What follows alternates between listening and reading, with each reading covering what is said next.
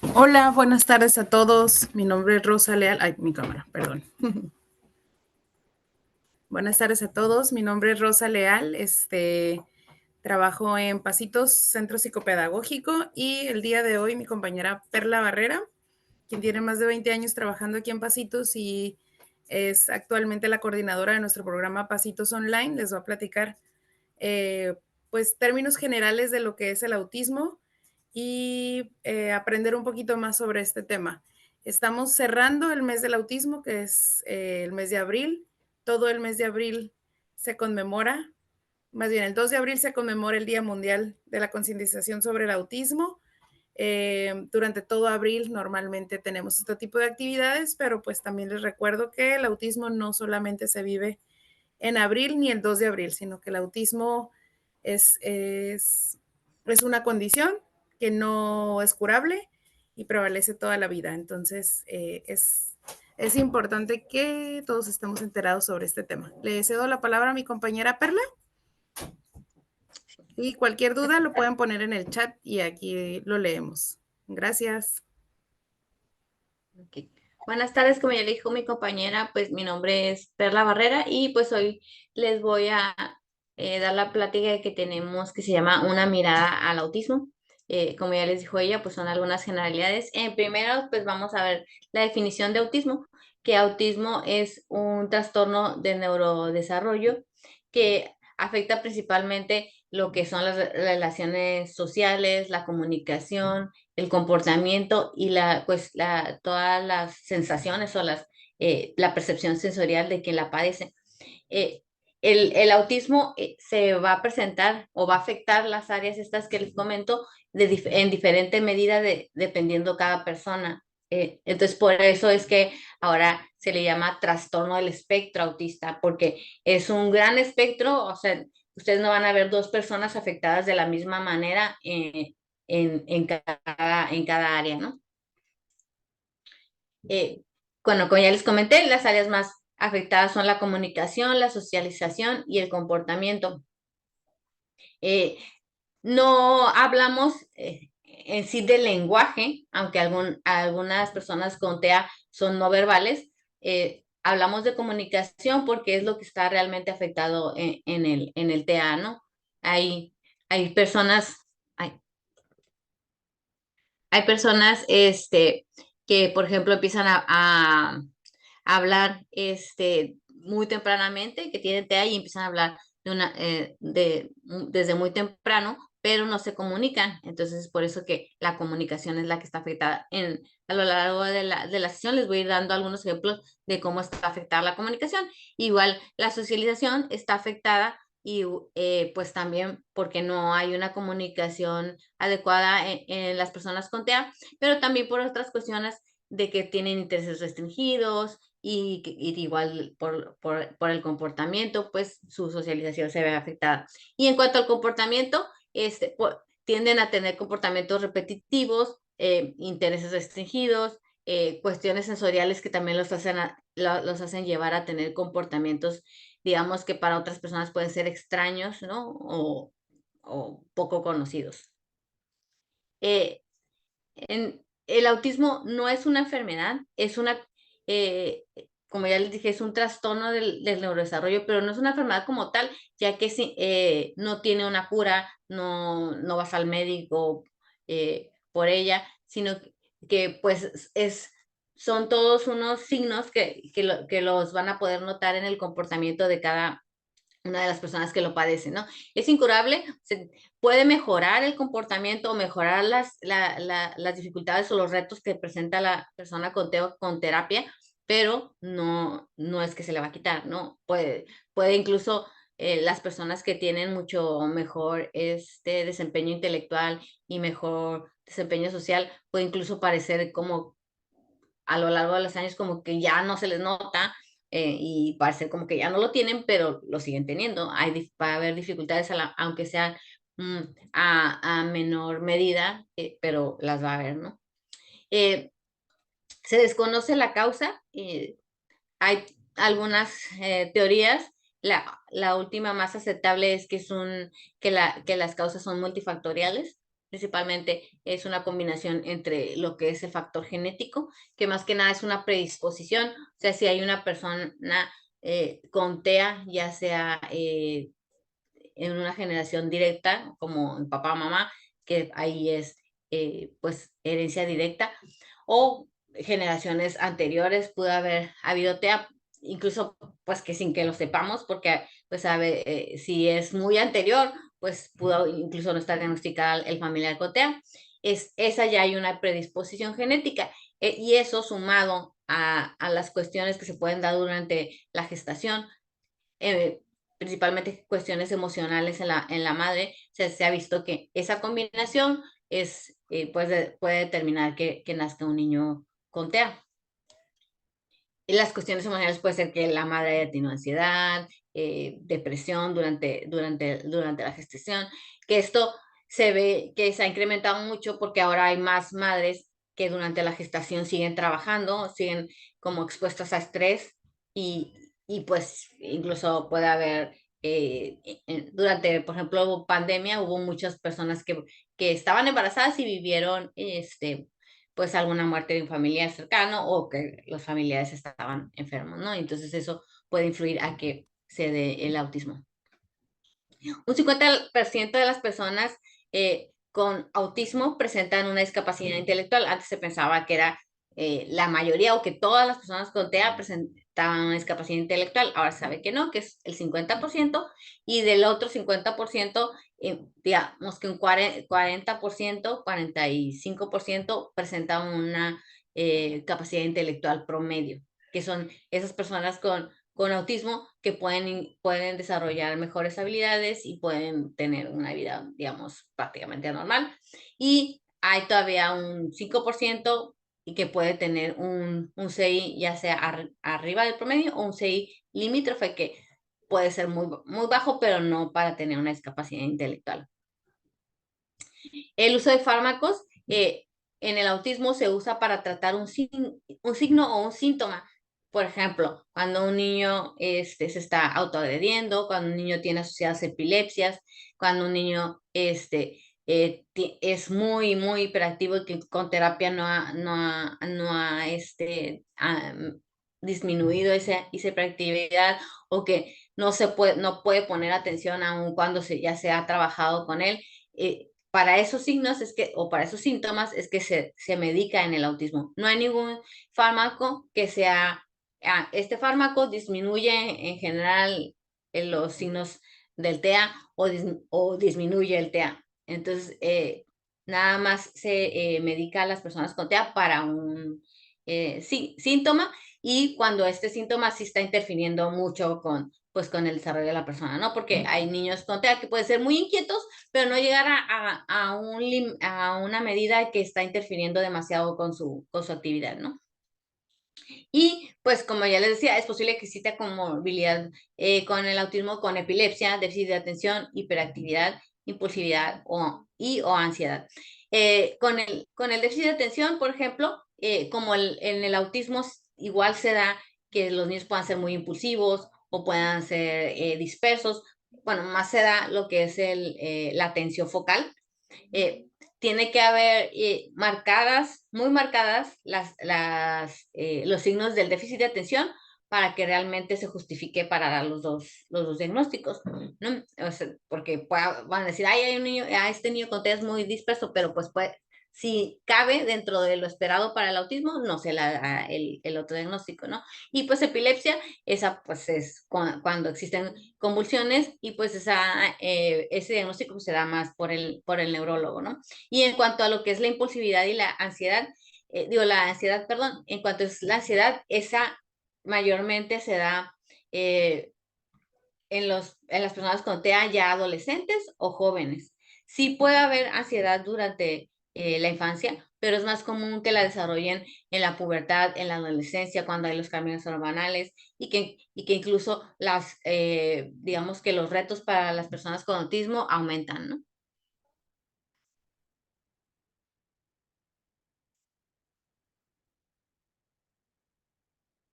Aquí hay algunas características, por ejemplo, las conductas motoras repetitivas es los que igual son los llamados manierismos motores, como el aleteo, el aplaudir repetidamente, el brincar repetidamente. Hay diferentes, ¿no? Cada niño puede hacer una conducta motora repetitiva diferente.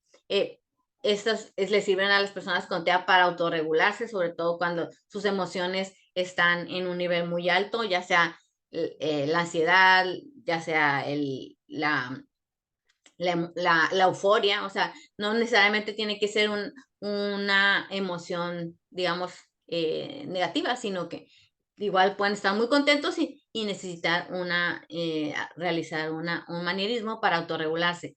Eh, Estos manierismos, pues hay unos que son muy evidentes, pero hay otros también que son menos perceptibles, que por ejemplo hay frotamiento de dedos, frotamiento de manos, apretar las manos, ¿no? Todo eso, pues igual igual se incluyen entre conductas motoras repetitivas. Otra característica es que parecen escuchar. De hecho, hay muchos, sobre todo en su niñez, muchas personas con TEA que fueron sometidas a evaluaciones de su audición, porque los papás pensaron que a lo mejor pues había la posibilidad de que no escucharan, porque se les hablaba y no contestaban, ¿no? Pero pues es una cuestión, como les decía, más de en cuanto a que se enfocan en lo que están haciendo y entonces no, parecen no escuchar. La resistencia a cambios, ellos tienden a ser rutinarios, algunos más que otros, y entonces pueden resistirse por ejemplo, a cambiar del camino para ir a casa, o a cambiar en cómo están acomodadas las cosas de su cuarto, a cambiar el lugar donde duermen, porque ellos regularmente, pues, su memoria es en cuanto a cuestiones visuales, y tienen como un retrato de las cosas que están bien para que todo salga bien, o de las cosas que funcionan para que les vaya bien en el día. Y entonces si cambian algo de eso, pues les quita seguridad. Es por eso que es su resistencia a los cambios. No sienten temor ante los peligros reales, más que nada porque están ensimismados y muchas veces no se dan cuenta pues de los peligros reales. Entonces, no es tanto que no sientan temor, sino que no perciben pues cuando son los peligros reales, y entonces pues se pueden trepar ellos incluso a una barda, si son de los que les gustan trepar, y no se dan cuenta de que pues pueden caer y recibir una lesión, o se pueden ir corriendo porque vieron algo que les gustó al otro lado de la calle, sin darse cuenta pues que puede haber riesgo de que los atropellen. Y en lenguaje no tiene lenguaje, y si lo tiene presenta alteraciones. Es lo que les comentaba. Hay personas con TEA que son no verbales, o sea, que no desarrollan pues la comunicación verbal a lo largo a lo largo de su vida, o la, la, lo desarrollan de una manera muy, digamos, como frases muy concretas, o pueden ser palabras sueltas, o aproximaciones a palabras, ¿no?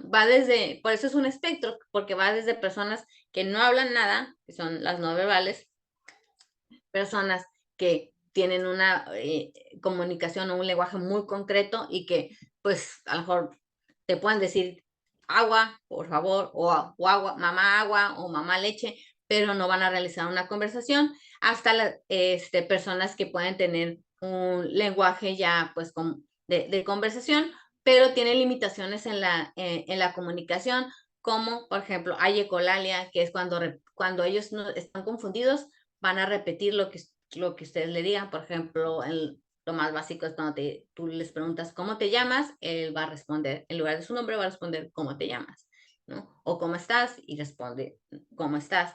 Ese se llama ecolalia inmediata. Hay otro que se llama ecolalia tardía, cuando los niños o las personas con TEA utilizan frases que escucharon en la televisión o en videos que les gustan, y lo usan exactamente igual, incluso con la misma entonación que lo escucharon en la televisión.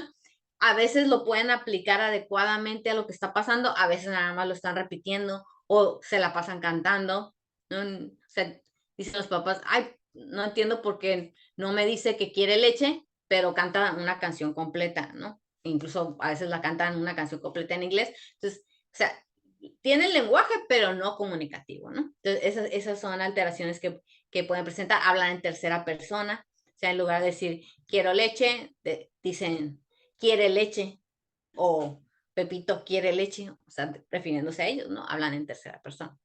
Y apego inusual a objetos. Este apego es, hay un apego que es el esperado alrededor de los 3 años, que es cuando que se llama el objeto transicional, ¿no? Cuando el niño se está despegando de la seguridad de la madre, pues hagan un objeto de transición, que puede ser una cobijita, un muñequito, eso es lo esperado y es solamente a la edad que les dije, 2, 3 años. En el TEA hay apego inusual a objetos. Ellos pueden traer siempre en su mano algo, pero que es inusual. O sea, no es una muñequita, no es un muñequito, no es una cobija. Nos ha tocado que traigan una piedra, o que traigan un jabón, o que traigan, yo tengo un pacientito que siempre he cargado con una botella vacía de Suavitel, ¿no? Otros a veces traen, otra de mis pacientes traía siempre algo alargado, lo que fuera, podía ser una cuchara larga, un popote, una pluma, y lo traen con ellos para todas partes, y además, además de que el objeto es inusual, pues lo hacen ya a una edad que no es la esperada, ¿no? O sea, ya son muy grandes para traer un objeto consigo, pero es algo que les da seguridad a ellos. Dificultad para relacionarse con otras personas, como les decía, pues parte de la dificultad es debido pues a la falta de una comunicación efectiva. Igual también tiene que ver con sus intereses. Por ejemplo, pues dependiendo de la edad del niño, o sea, a veces puede ser que sus intereses todavía sean como muy inmaduros para la edad, o sean extraños para la edad, porque sus intereses son muy restringidos. Entonces, puede haber un niño que ya tiene, no sé, 11 años y que quiere pasarse hablando todo el tiempo de trenes o de un personaje, y que ya a lo mejor para sus compañeritos de la misma edad, pues no les interesa ese tema, y entonces eso también pues dificulta la relación con sus compañeros. O que quieren estar enfocados, pues no sé, de más pequeñitos, a lo mejor armando torres y repiten torres, torres, torres, entonces no ven a los demás, ¿no? Aparente insensibilidad al dolor, algunos de ellos tienen un alto umbral al dolor, pueden golpearse y no sentir. Incluso hay algunos que tienen un umbral extremadamente alto, y que incluso nos llegó a pasar con un pacientito que se había fracturado, y no parecía que no sentía dolor porque él había seguido caminando, y hasta que la mamá se dio cuenta que tenía su tobillo muy inflamado y morado porque se había fracturado. Pues fue que lo llevó al médico, y pues resultó que sí estaba fracturado, y el niño no estaba refiriendo dolor, ¿no? Hiperactivo o muy pasivo, lo que les decía, pueden ser muy inquietos, estar de arriba abajo, moviéndose mucho, o pueden irse al otro extremo, que son muy pasivos, que incluso no sé, para cuestiones diarias, como cambiarse, como comer, tienden a ser muy lentos, o hacerlo por pasos muy, muy espaciados. Hay personas con TEA que tienden a una parte a ser hiperactivos, o otras que son muy pasivos, o algunos que lo tienen, que son de los dos, que hay momentos en el día que van a estar muy pasivos y otros momentos en el día que van a estar muy inquietos. Llanto, pataleta o tristeza sin causa aparente. Regularmente estos cambios de humor sin causa aparente se dan por cuestiones sensoriales. O sea, de repente el niño empieza a llorar, o empieza a ponerse incómodo, a ponerse ansioso. Regularmente, como les decía, es por cuestiones sensoriales, o sea, puede ser por un ruido, puede ser por alguna sensación que le está dando el ambiente, ya sea táctil, ya sea de olor, de lo visual, ¿no? Alguna luz que lo está incomodando, o al- algo le hizo sentir en ese momento, y pues, digamos, eh, inseguro, ansioso, y puede empezar a llorar, puede empezar a decaer su humor, pero es sin causa aparente, porque realmente nosotros no la vemos a ciencia cierta, ¿no? No sabemos de repente por qué empezó a pasar, porque a lo mejor ese sonido que para él es molesto, pues nosotros ni siquiera lo estamos percibiendo realmente. Indican necesidades llevando de la mano, eso lo hacen sobre todo pues, durante la infancia, y toman la mano de la persona, de hecho casi sin verla, y la llevan hacia lo que quieren. Pueden llevarlo hacia el lugar o incluso ya están donde necesitan el objeto y avientan la mano de la persona hacia el objeto, o incluso toman la mano para ponerla sobre un bote que quieren que abra, ¿no? Es lo que llamamos un uso instrumental de las personas. No les interesa comunicarse con la persona, solamente que les ayuden a su objetivo. Contacto visual inconsistente no quiere decir que no tienen contacto visual, pero puede ser inconsistente, o sea, eh, lo mantienen muy poquito tiempo, o sea, no lo mantienen el tiempo esperado para terminar la conversación o para que se les dé la indicación. Pueden estar viendo a las personas de lado, o sea, a veces hacen como así, y tienen, pues, el contacto visual puede ser como no solamente inconsistente, sino como raro para las personas dicen, es que parece que me ve, pero que no me ve, ¿no? O sea, como que atraviesa a las personas. Y bueno, hablando de prevalencia, la prevalencia del autismo ha aumentado mucho en los últimos años de manera exponencial. Hace 25 años se decía que era uno en cada 150 niños. Ahora, las estadísticas de Estados Unidos, de la CDC de Estados Unidos, dice que es una de cada 36 niños. O sea, de cada 36 niños en Estados Unidos hay uno con autismo.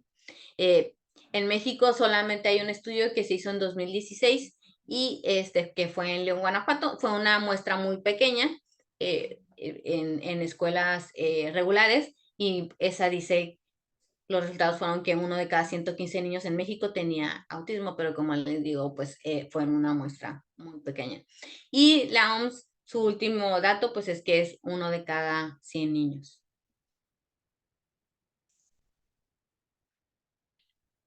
Y por último, vamos a ver, pues mitos y falsas creencias. El primer mito sobre el autismo es que es consecuencia directa de la relación del niño con la madre, pues que fue más, digamos, divulgado hace, hace muchos años, pero pues se descartó porque se ha visto pues que puede haber madres que tengan una interacción muy sana y muy buena con sus bebés, y de todas maneras existe el autismo, ¿no? Y además que se descarta desde que ya se ha aclarado que el autismo es de nacimiento, o sea, el autismo no es generado durante el proceso de desarrollo, sino que la persona con TEA ya nace con él. Son niños que no pueden ir a colegios normales. Como les decía, antes se pensaba que todas las personas con aunado una discapacidad intelectual, o sea, un CI muy por debajo de la media, y entonces por eso se pensaba que pues ninguno podía ir a escuela regular, necesitaban escuelas de educación especial. Ahora se sabe, como les comentaba, que sí hay como alrededor de personas con TEA que tienen un CI promedio, y entonces eso les ayuda a que puedan, con un buen tratamiento de pequeños, y que sí, a veces requieren algunas adecuaciones dentro de los grupos de educación regular, pero se pueden integrar con éxito. La causa del autismo se da por la vacuna de la triple vírica. Este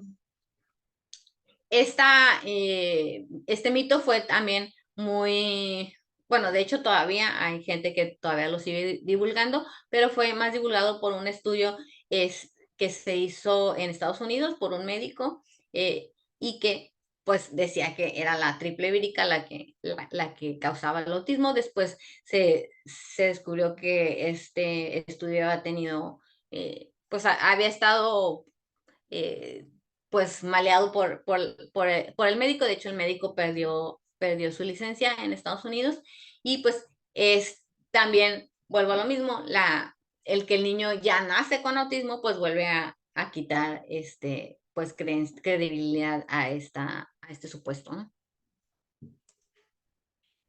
Son personas incapaces de sentir o expresar afecto. De hecho, todavía es un mito que todavía muchas personas lo siguen creyendo, porque a veces cuando vienen a diagnóstico los papás dicen, es que me dicen que mi hijo puede tener autismo, pero no creo porque mi hijo sí es muy cariñoso conmigo, o mi hijo sí busca que le dé besos, o sí recibe los besos o las caricias de manera adecuada.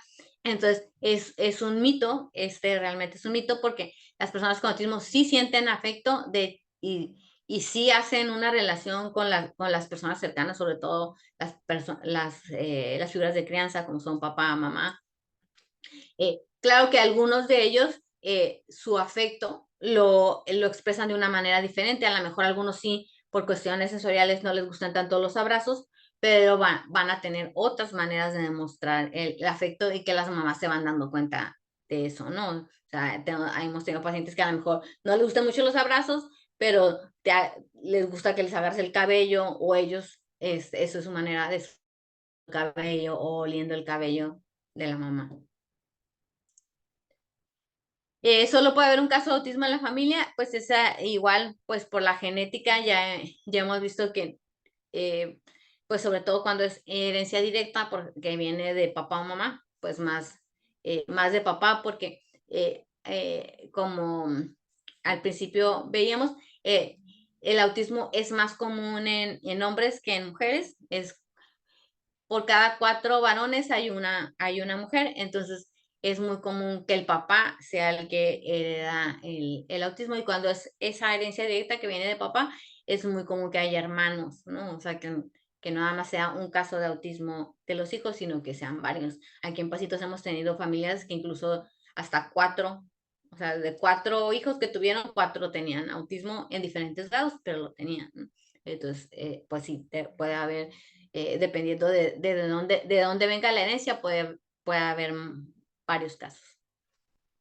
Y pues por mi parte sería todo. No sé si quieran hacer algún comentario, alguna pregunta.